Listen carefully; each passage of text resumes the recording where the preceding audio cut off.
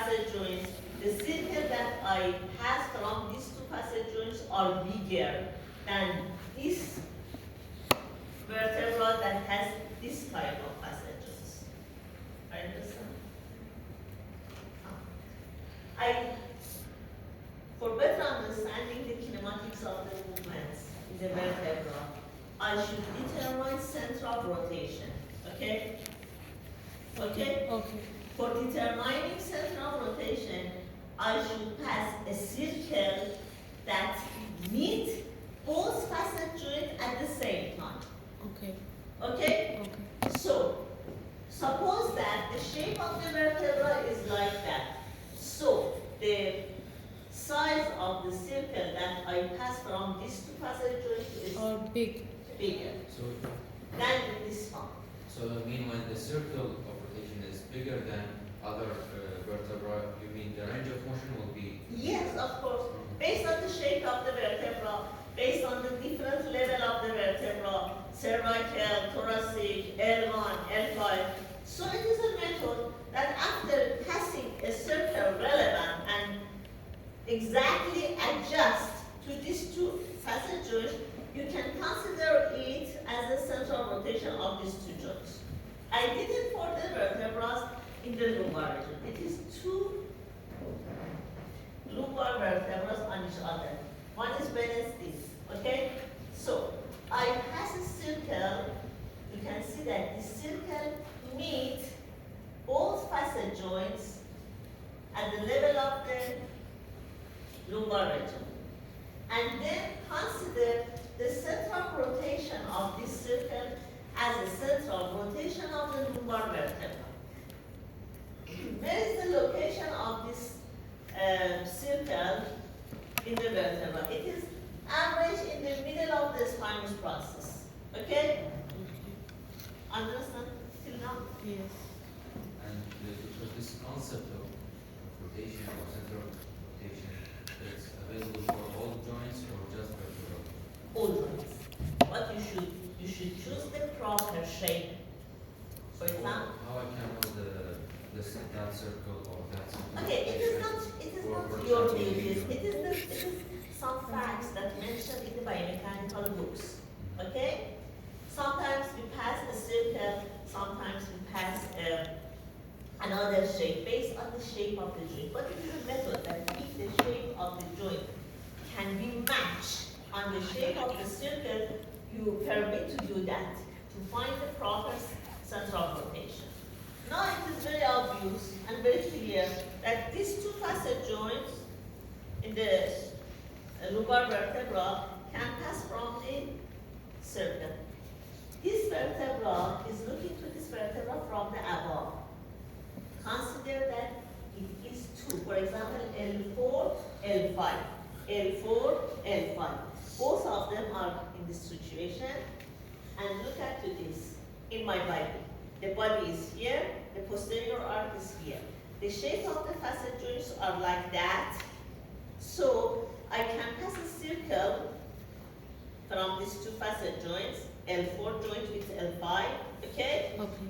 And this circle that passed from the facet joints has a center that merely is in the middle of the spinous process. Okay? Okay. Body, posterior arc, facet joints, it is a circle, and it is a center of rotation of the lumbar vertebra. Okay. Okay? Okay. You know that in each vertebra, two joints are responsible for the movement. One is related to the facet joints, another is related to Body. intervertebral disc. Oh. Again, I should determine the center of rotation for the joint in the intervertebral disc. For this manner, look at this. It's a body of L4, for example. Beneath of it, there is intervertebral disc, and then L5 body. Okay? For finding the center of rotation of intervertebral disc, again, based on the biomechanical approaches, I can pass a circle. It is not a good circle.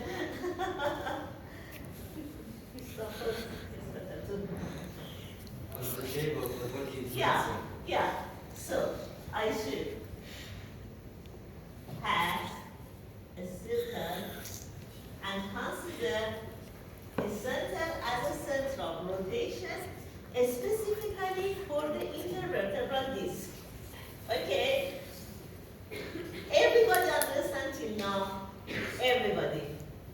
And now, I would like to say to you, I had a joint between L4 and L5. That two joints are responsible for movement of these two vertebrae.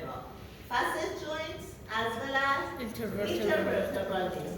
But unfortunately, or fortunately, I don't know, these two joints have two different centers of rotation. One is here, another is here. Okay? Okay. In the biomechanics, if you have a system that for its movement should be followed two different centers, the movement should be too limited. Too limited. Because facet joints like to move around this center, intervertebral disc like rotate around this center of rotation, and so providing the two shearing force on the intervertebral disc, and so rotation is too limited in the lumbar vertebrae. Is that So why the rotation of, for example, cervical joints is too much in the same concept? okay? So this explanation is for the cause of why lumbar vertebra have 5 degrees of freedom. It's the main reason because these two different centers of rotation, the amount of rotation in the lumbar vertebra is too limited. And for answering your question, I should go to the Dr. Rankin part. Because in thoracic or cervical is happened. You didn't explain this for listeners. Okay, I explain for you. To mind this.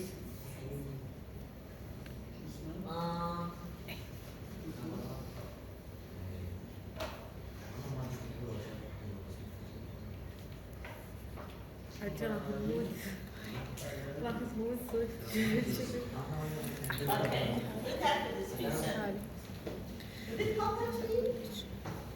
You read this book for the thoracic and cervical or another? No. No, Dr. Rahim have specific files he made. Email? He made the files from this reference. So we don't need reference to read the cervical. No. I am asking about the reference, the subjects that talk about in the thoracic and cervical. They are from which book? I We don't know. remember. Right is the first slide, Mr. We don't remember actually. Okay, Just no a problem. No problem. I think Newman. Newman. I think. Maybe Newman. No problem. Look at this picture.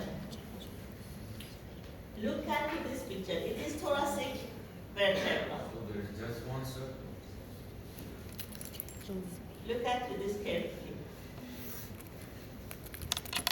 A similar ration that I explained for you in the lumbar vertebra in the previous slide should be applied on the thoracic vertebra. Who can explain it? The same ration, but the different shape of the vertebrae. Look at this, the above shape, not to the lower shape. Two thoracic vertebrae shown in this picture on each other, and we are going to find the center of rotation for the rotation movement. How we can do explain it? The facet joint is not available to see here. So we can. Facet joint, yes, Where is it? I can't see. yes. the circle passage, The circle the is facet joints like that. the circle above the body. So the circle, the center of the body of the vertebra and Yeah. above this. Yeah. So that's just one circle. Okay. We can't draw The others. Okay. We heard your opinion. The others. What is your opinion regarding to this picture and similarity or unsimilarity of this picture from the previous one that I explained for you? The spinous process have in the lumbar region is The big. spine process Yeah. was she? In the lumbar region was bigger than in thoracic. Okay, of course, it's correct, but we are talking about the central rotation. And the shape of the facet joint is affected on the rotation. Of course, what is the difference? The body of the vertebra in lumbar region is bigger than in thoracic, so it will take the most area when we want to draw Okay. the circle. It's true, but it is not. It's So just. the facet joint is more important than body because the shape of facet joint and lumbar is like its shape. So we can draw the circle, but in thoracic or cervical is changed to that shape. So the circle, we can draw a circle above that shape. How about central rotation? Center of rotation, I told you above. When we draw a circle, body, we will the have. vertebral joint or the vertebral disc. So we have just one circle. Ladies, do you have any idea? No? Silent? Look at this. Look at this. This is two thoracic vertebrae on each other, and we are going to find the central rotation of this motion unit. First of all, I draw a circle around the body for finding the central rotation of the intervertebral disc. It is the circle that we draw, and it is the central rotation here. Okay? And it is a circle. When we look to this picture, we found that it is the facet joints. The orientation of the facet joints in the thoracic region is not like to the lumbar vertebra. In the lumbar vertebra, it was like that. Sagittal. So the circle that passed from it has central rotation in the posterior part. But regarding to the thoracic region, the orientation of the facet joint is like that. So the circle that should be passed from the facet joints are similar to the circle that passed from the intervertebral disc. And both of them are superimposed together. And so facet joints and intervertebral disc follow the same central rotation. In a system that follow the same central rotation, the degree of freedom is too much. For that reason, you For this mentioned reason, because both of these central rotation are superimposed together, and so full range of motion should be happening. And if you cannot see full range of motion, it's due to the rib cage value. Okay? okay. It's the difference of lumbar and thoracic just due to the orientation. In cervical region, in cervical vertebra, we don't have body of the vertebra, so we depend only on the facet joint. So we have They have not body, the cervical? the first one. Oh, it is exception. In the other parts we have body. In the first one, just it is a pivot. Axis in the